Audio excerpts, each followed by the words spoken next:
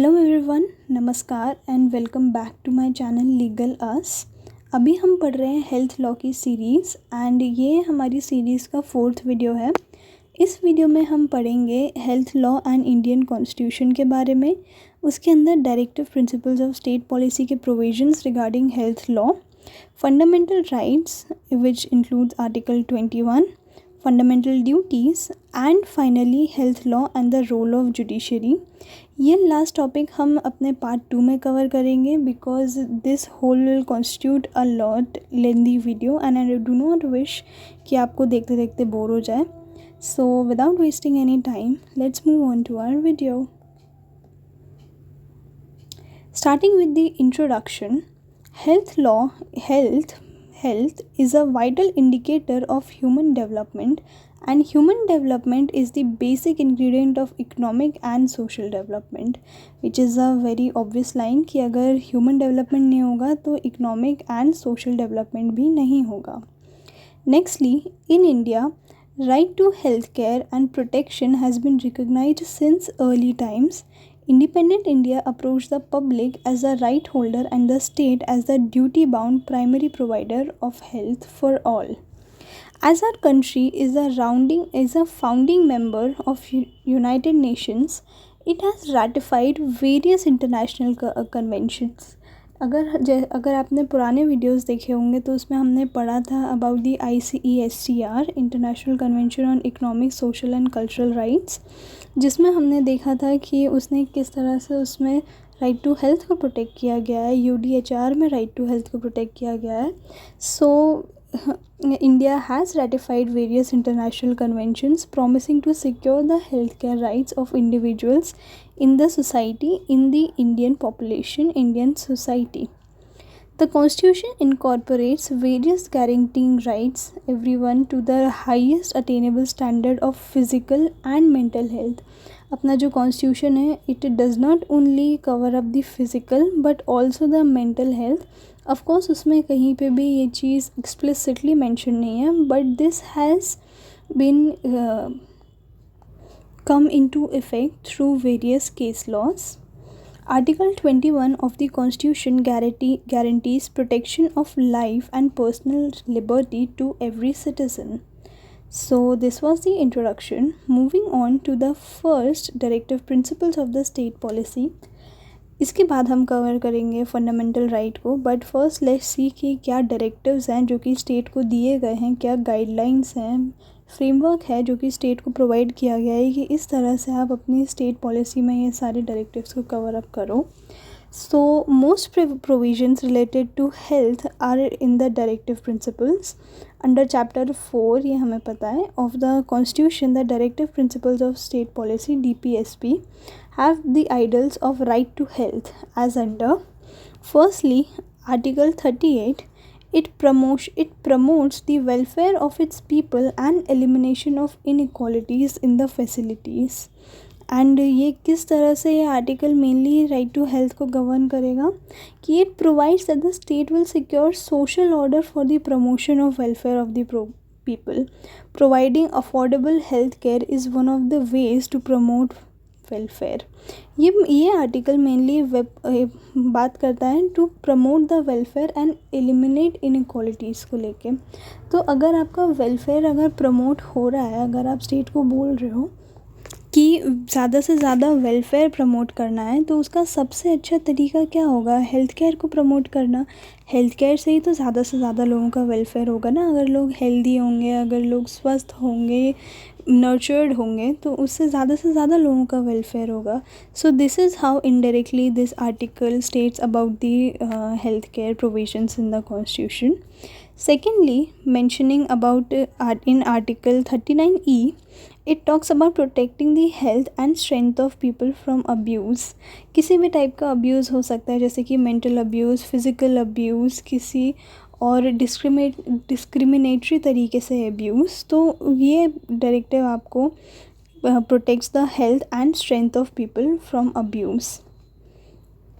Article 39F, it deals with the provision related to children by giving the children facilities and opportunities to develop in a healthy manner. Like आपको mid day meals provide करना, जिससे आपको और ज़्यादा nutrition level grow करे। आपके children को 14 years तक की एजुकेशन प्रोवाइड करना, उनको primary education free of cost provide करना। इस तरह से आपके जो चिल्ड्रन हैं उनको अपॉर्चुनिटीज़ मिलती हैं टू डेवलप एंड फैसिलिटीज़, जिससे उनकी हेल्थ पे ज़्यादा असर पड़ता है, उनकी हेल्दी मैनर में उनका डेवलपमेंट होता है। Article 41, it talks about providing public assistance in case of sickness and disability. हमें पता है कि गवर्नमेंट बहुत सारे तरीके से आपको बेनिफिट्स देती है in case of sickness, in case of disability. आपको डिसेबल को पेंशन्स मिलती हैं। It imposes a duty on the state to provide public assistance in case of unemployment. Old age लोगों को पेंशन मिलती। इस तरह से आप पब्लिक को असिस्टेंस प्रोवाइड कर सकते हो, जिससे कि ये मेनली स्टेट के ऊपर एक डायरेक्टिव है कि ये चीज़ों को लेके आप फ्रेमवर्क बनाओ, आप पॉलिसी बनाओ। तो जैसे कि चिल्ड्रन को बेनिफिट देने के लिए आप पॉलिसीज़ बनाओ। ये डायरेक्टिव है कि आप पब्लिक को असिस्टेंस देने के लिए, अगर कोई बीमार व्यक्ति है, अगर कोई डिसेबल्ड लोग हैं, उनकी कम्युनिटी है, एम्प्लॉयमेंट को टैकल करने के लिए, ओल्ड एज को टैकल करने के लिए आप प्रिंसिपल्स बनाओ, पॉलिसीज़ बनाओ। तो उस तरह से। And article 42, it insures just and humane conditions of work, कि just and humane conditions like कि proper ventilation in your work place, proper sanitization, ज़्यादा आपका क्राउडेड ना हो आपका वर्क प्लेस, जिससे कि लाइक लेबर लॉस को फॉलो किया जा रहा हो। And furthermore this provision also protects the health of infant and mother by the maternity benefit. अगर आप आर्टिकल 42 पढ़ोगे तो it specifically ensures the just and humane condition of work and the maternity relief, जिससे कि normal लोग भी cover हो जाते हैं, man and women, and specially the pregnant women and are covered, ताकि उनकी प्रेगनेंसी में स्मूथ प्रेगनेंसी हो, उनको ज़्यादा प्रॉब्लम ना हो इन द वर्किंग कंडीशंस, उनको प्रॉपर सैनिटाइज चीज़ें मिले। तो उस तरह से। And article 47, it talks about raising the nutrition level, improving the standard of living, and considering the improvement of public health as the state's primary duty.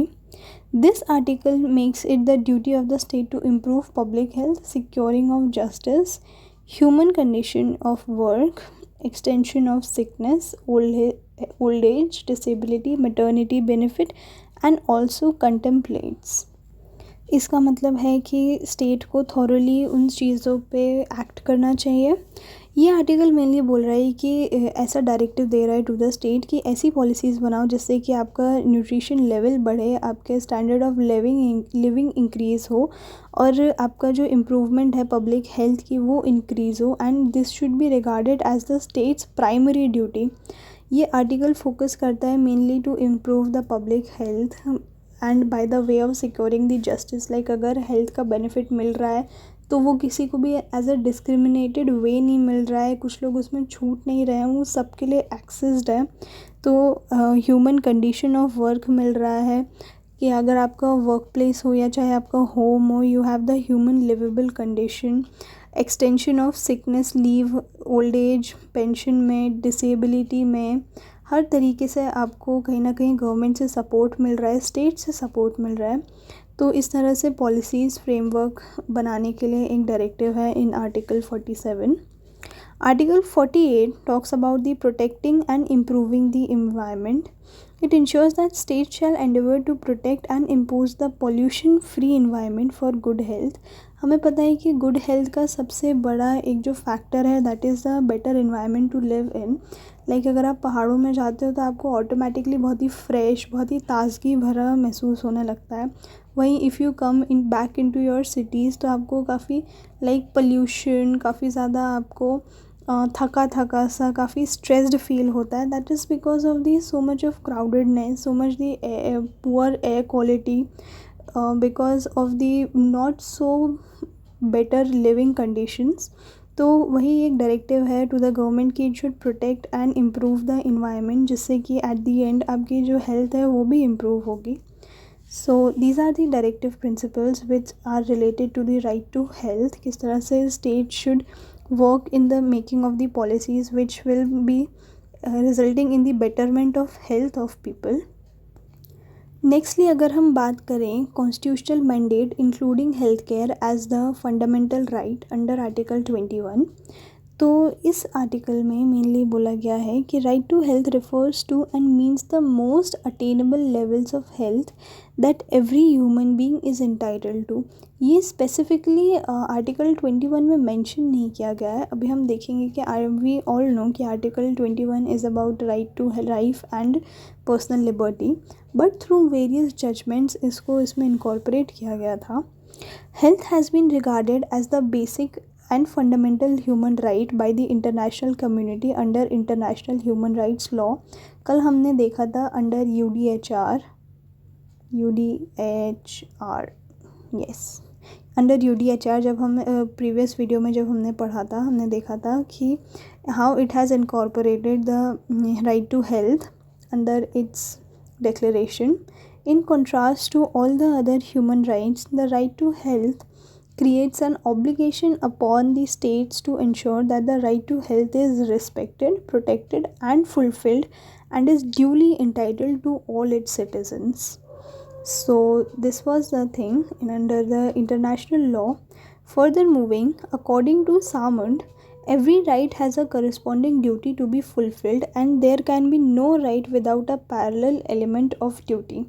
यहाँ पे बात हो रही है मेनली कि every right has a corresponding duty. अगर आपका right है तो वो किसी और की ड्यूटी होगी कि आपका जो वो राइट है वो वायलेट ना हो. एंड अगर हम बात कर रहे हैं यहाँ पे राइट टू हेल्थ की, अगर बात राइट टू हेल्थ की हो रही है तो वो राइट टू हेल्थ आपको किससे प्रोवाइड होगा, ये ड्यूटी होगी स्टेट की कि आपका जो राइट टू हेल्थ है वो वायलेट ना हो. And there can be no right where without the parallel element of duty. This was by Samund. And moving on, earlier the right to health was a part of directive principles of state policy. Article 38 of the Constitution imposes an obligation on the state that the states will make sure about the social request for the advancement of government assistance of the individual. However, without general health we cannot accomplish it. तो basically अभी हमने देखा था article 38 में, वही अभी हम ये this was the article 38. It mainly focuses on the promotion of welfare of its people and elimination of inequalities. And हमने यहाँ पे स्पेशली देखा था कि वेलफेयर सबसे ज़्यादा किस तरीके से होगा कि अगर आपका हेल्थ केयर इम्प्रूव हो रहा है तो. सो यहाँ पे अगर हम फोकस करें कि article 38 of the Indian constitution imposes an obligation on the state that states will make sure about the social request for the advancement of government assistance of the individuals. Mainly ये article ये बोल रहा है कि the states will make sure कि आपका जो भी एडवांसमेंट है इंडिविजुअल्स को ज़्यादा से ज़्यादा गवर्नमेंट असिस्टेंस प्रोवाइड हो, ज़्यादा से ज़्यादा उनको सोशली गवर्नमेंट से इस तरह से मदद मिले कि ज़्यादा से ज़्यादा लोगों का वेलफेयर हो सके. और वेलफेयर किस तरह से होगा, इस तरह से नहीं होगा विदाउट कि general health we can not accomplish it. ज़्यादा से ज़्यादा लोगों का वेलफेयर हो ही नहीं पाएगा कि अगर जब तक जनरल हेल्थ जो है जो सबसे ज़्यादा एक्सेसिबल हेल्थ अगर लोगों को तक नहीं पहुंच पाएगी तो हम उसको अकम्प्लिश नहीं कर पाएंगे. And for the very reason of directive principles holding out persuasive value, we know that directive principle की सिर्फ persuasive value है, ये कोई right नहीं है जो हम state पे impose कर सकते हैं. The state use this weapon as to escape its duty, responsibility and liabilities in providing and protecting the health to the common people. कि क्योंकि सिर्फ एक पर्सुएसिव वैल्यू है, हम सिर्फ स्टेट को बता रहे हैं, सिर्फ उसको ज्ञान दे रहे हैं कि आप ऐसा करो, ऐसी पॉलिसीज़ बनाओ, ऐसे लॉज बनाओ, लेकिन ये ज़रूरी नहीं है. और स्टेट जनरली उसको एज अ वेफ भी नहीं लेता था कि ये तो डायरेक्टिव प्रिंसिपल है ना, मानना नहीं मानना मेरा काम है, तो I can escape it's duty, responsibility, liability कि मैं प्रोवाइड करूँ, प्रोटेक्ट करूँ हेल्थ लोगों की कि नहीं करूँ. सो इसके कारण जस्ट बिकॉज ये सिर्फ एक डायरेक्टिव था, honourable supreme court came to the rescue, यहाँ पे कोर्ट होना चाहिए था, supreme court came to the rescue and brought the right under the purview of article 21 of the constitution of India. The scope of article 21 has thus been widened. तो just because वहाँ पे state सिर्फ एक persuasive value मान रहा था उस चीज़ को, सुप्रीम कोर्ट ने आर्टिकल 21 में आपके राइट टू हेल्थ को एंशन कर दिया था. Article 21 ensures the right to life and liberty to each individual, citizens or non-citizens. Article 21 is specifically available to citizens as well as the non-citizens as well, और ये right to life and personal liberty every person individually की बात करता है.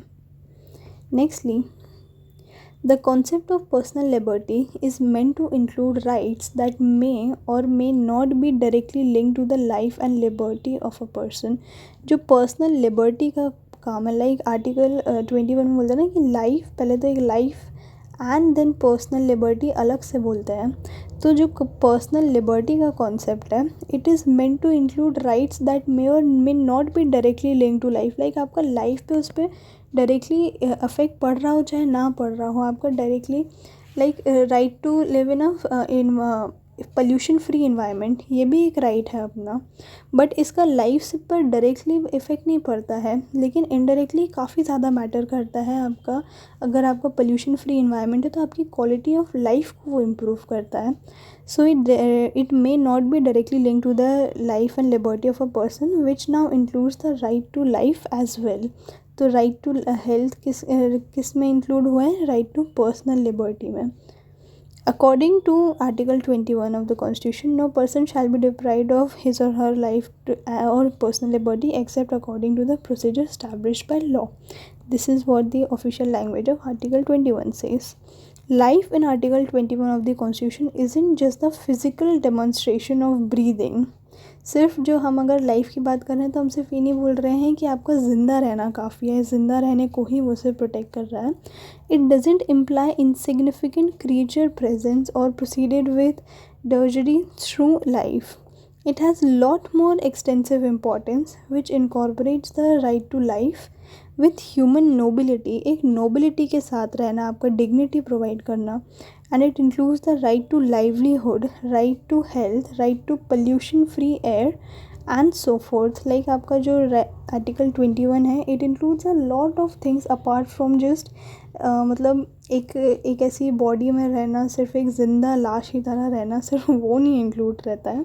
बहुत सारी ऐसी अलग अलग चीज़ें हैं, like right to livelihood, right to health, right to pollution free environment etcetera, जो कि उसमें इंक्लूडेड है.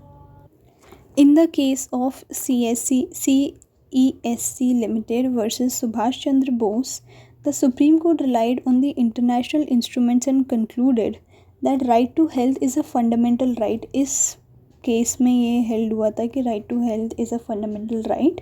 It further observed that health is not merely the absence of sickness. ये हमने पहले भी पढ़ा था in the definition of health कि health is not merely the absence of sickness.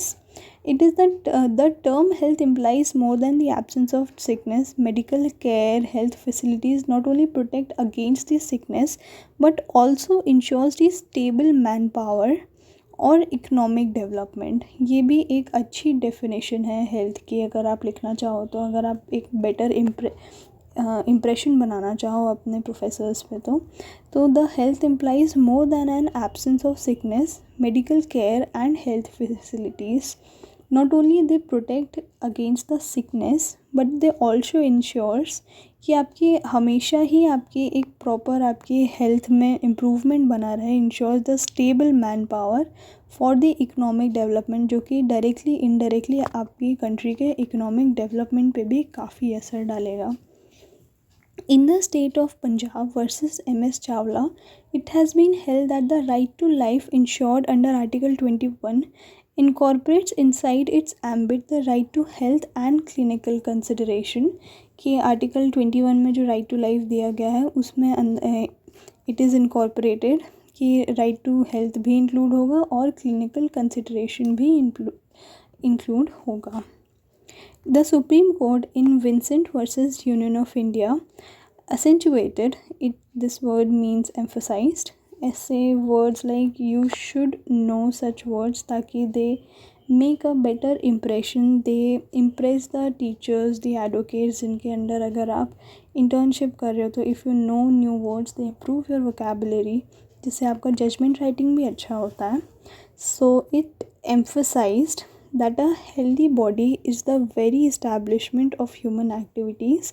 तो इस केस में मेनली कहा गया था कि अगर आपकी हेल्दी बॉडी है तो ये सबसे बड़ा फैक्टर है, सबसे बड़ा इसेंशियल है for all the human activities, and therefore this is the most important factor of the right to health. And further moving on, in the Consumer Education and Research Center versus Association of India, the Supreme Court set out that social equality is a device to guarantee life to be significant and decent with human nobility. It requires the state to give to laborer offices and chances to reach at any rate least standard of health, monetary security, and edited living. What this section is saying is that social equity guarantees the life to be significant and decent. कि social equity which is a device to guarantee life. Social equity से यहाँ पे मतलब society में आपकी equal value हो, आपका equal protection हो, is a device to guarantee life to be significant, आपकी लाइफ को और significant and decent with human nobility, और ज़्यादा नोबल बनाना आपकी लाइफ को. एंड इट रिक्वायर्स, अभी सोशल इक्विटी किस तरह से अचीव होगी, it requires the state to give labourers office and chances to reach at any rate least standard, मतलब कम से कम any rate at least standard of health, कम से कम आपको standard of health, monetary security and edified living तो मिलना ही चाहिए आपको. कम से कम कुछ नहीं तो स्टैंडर्ड ऑफ हेल्थ मिलना चाहिए, मॉनेटरी सिक्योरिटी, लाइक अगर आपकी जॉब लॉस हो जाए तो एटलीस्ट आपके पास सिक्योरिटी होनी चाहिए किसी हद तक, आपके पास edified living, better standard of living होना चाहिए. तो this is what the social equity includes, and it is the state's responsibility to give it to people. And the health and equality of labourers, the health and quality of laborers, the court states, was a significant feature to the right to life. कि यहाँ पे सबसे ज़्यादा focus labourers पे किया जा रहा है कि उनकी जो हेल्थ है, लेबरर्स की हेल्थ है और लेबरर्स की जो क्वालिटी है, क्वालिटी ऑफ लाइफ है, वो सबसे ज़्यादा सिग्निफिकेंट फीचर है of the right to life of the such labourers. Disavowal therefore bears the labourers the better aspect of life, damaging article 21. Disavowal का मतलब होता है डिनाइल या फिर रिजेक्शन, और रिजेक्शन किस चीज़ की बात कर रहे हैं, तो ये standard of living, monetary security का. सो इन सारी चीज़ों का rejection, bears the labourers the better aspect of life, damaging article 21. So this was held in the Consumer Education and Research Center versus Association of India. Moving on to another two case laws. In 1995, the Honorable Supreme Court of India in the case of Parmanand Katra held that those who are indulged in the profession of medical are in charge of public health. Medical professionals जो होते हैं, they are mainly in charge of public health and have inherent obligation. They are obligated. It is not only their duty, but they are also obligated to protect the same. Protect the same what? Protect the public health, so that those who are innocent can be protected and guilty can be punished.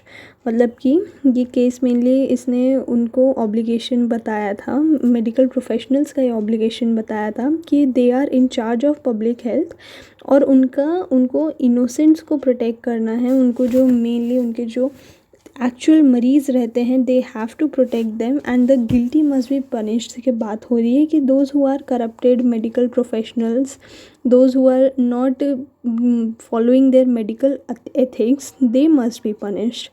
So this was held in Parmanand Katra. In yet another case of Spring Meadow Hospital, the court held that there is need for sensitization of relevant law pertaining to the content of right to health. An act to deal, यहाँ पे court mainly बोल रहा है कि ऐसे cases की बात लाने चाहिए, ऐसे केसेस का इनैक्टमेंट, ऐसे एक्ट्स का इनैक्टमेंट होना चाहिए which pertain to the content of right to health, specially dedicated to the right to health को लेके ऐसे केसेस ज़्यादा से ज़्यादा कंट्री में इनैक्ट होने चाहिए.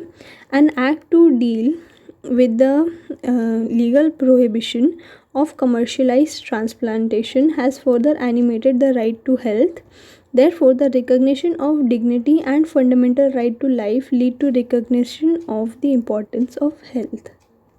सो मेनली ये केस क्या बोल रहा है कि ऐसे एक्ट्स आने चाहिए ज़्यादा कंट्री में विच deals with the legal prohibition, जो स्पेसिफिकली प्रोहिबिट करते हैं कमर्शलाइजेशन।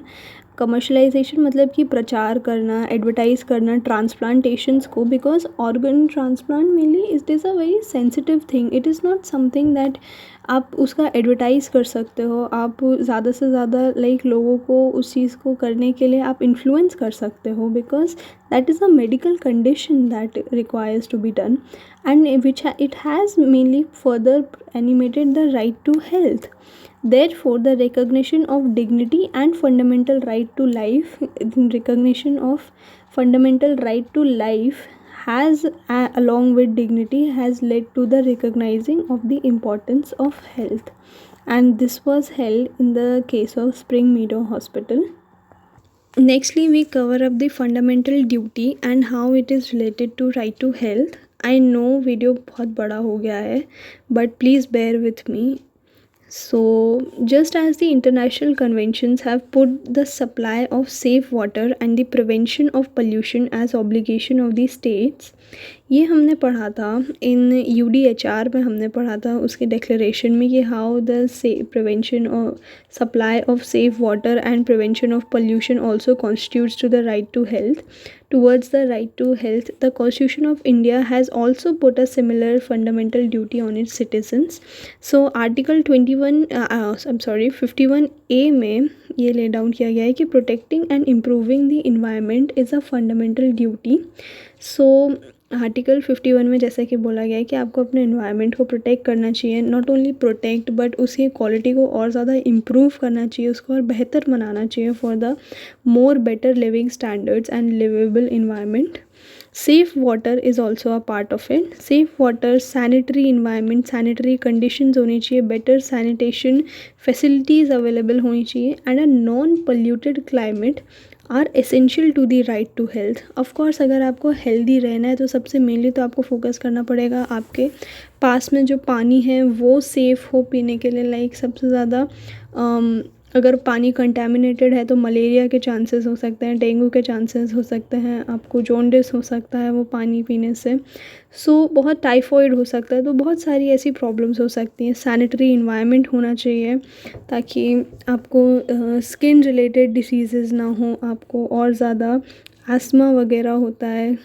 एयर पोल्यूशन जितना ज़्यादा होगा उतना ज़्यादा आपको एस्मा, आपको लंग से रिलेटेड डिसीज़ेज़ होंगे. And a non-polluted climate are essential to the right to health. Protecting and improving the environment is essential action plan. तो ये हमारी ड्यूटी है. Duty, fundamental duty is mainly for the citizens to follow. Again ये कहीं पे भी implement कहीं नहीं करवाई जा सकती like the fundamental rights, but it is the directive कि आपको ये सारी चीज़ें एज अ सिटीज़न आपको फॉलो करनी चाहिए. And yes, having the safe water, providing the safe water को जो अभी अगर सेफ़ है तो उसको और ज़्यादा क्वालिटी इम्प्रूव करना, पोल्यूशन नहीं करना, these are the duties of us as being the Indian citizen. तो जिससे कि कलेक्टिव सबका राइट टू हेल्थ अचीव होगा. The achievement of right to health depends on the progress of its various components such as working conditions, quality of health care. हमने already ऊपर पढ़ चुका है किस तरह से वर्किंग कंडीशंस इम्प्रूव की जा सकती है और कैसे वो हेल्थ केयर पर और ज़्यादा इफ़ेक्ट डालेंगी. Quality of health care improve करना, क्वालिटी ऑफ मेडिकल पर्सनल्स को इम्प्रूव करना. ज़्यादा से ज़्यादा डॉक्टर्स अगर अच्छे कॉलेजेस से ग्रेजुएटेड होंगे, अच्छे क्वालिटी के डॉक्टर्स होंगे, ज़्यादा पढ़े लिखे होंगे, तो उस तरह से वल्नरेबल सेक्शंस एक्सेस करना, हेल्थ केयर रिसोर्सेज को एक्सेस करना. अगर डिस्क्रिमिनेशन नहीं होना चाहिए, वल्नरेबल सेक्शंस को भी उतनी ही ज़्यादा एक्सेसिबिलिटी होनी चाहिए जितना ज़्यादा प्रिविलेज्ड क्लासेस को होती है. So this is the fundamental duty.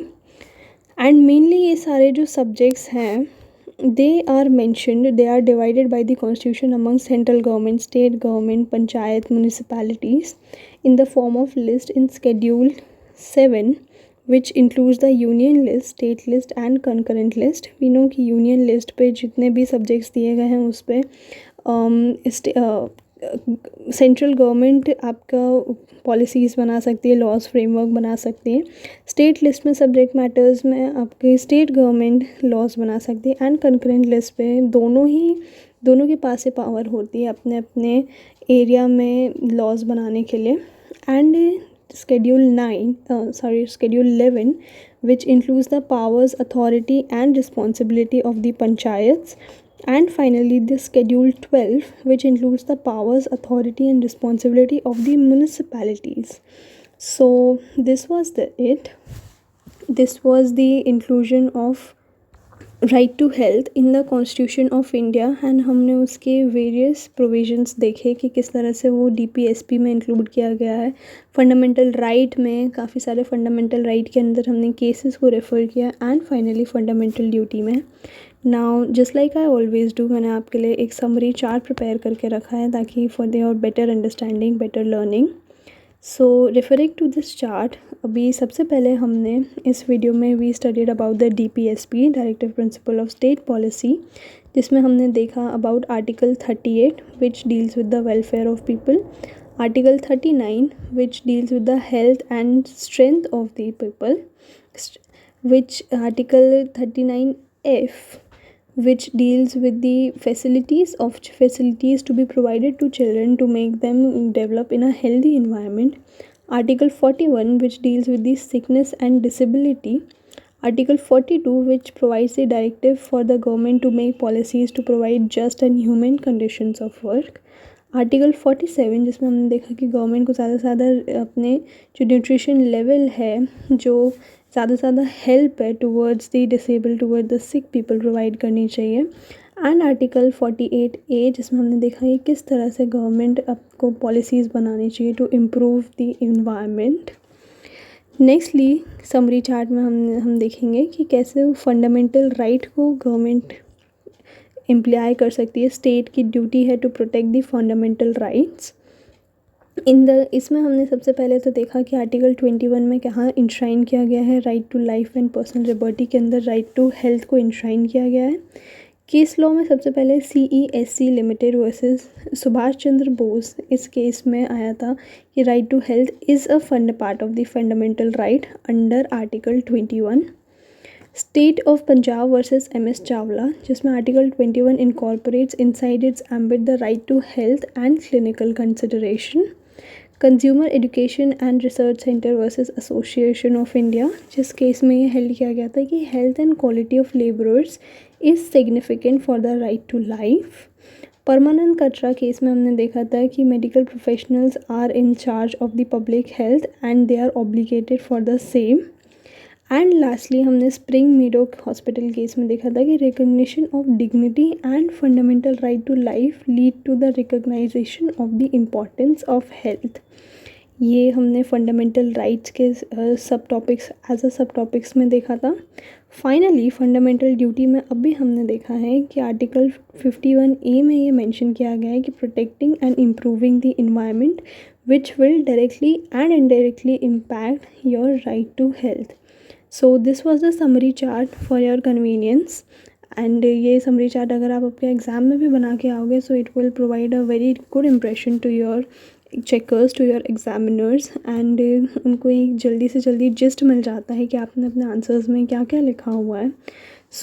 और आपको एग्ज़ाम के एक दिन पहले भी रिवाइज़ करने में काफ़ी हेल्प होते हैं। सो आई वुड सजेस्ट कि you note down this, do not take the screenshot, खुद से लिखो ताकि ज़्यादा से ज़्यादा याद हो, ज़्यादा समझ आए, एंड खुद से लिखते हो तो ज़्यादा टाइम तक याद रहता है। So yes, this was it, and next video में हम देखेंगे about the health law and role of judiciary, because ये वीडियो बहुत लंबा हो गया है, एंड ज़्यादा लंबा हो जाता है तो फिर ध्यान भी भटक जाता है एंड कुछ समझ भी नहीं आता है।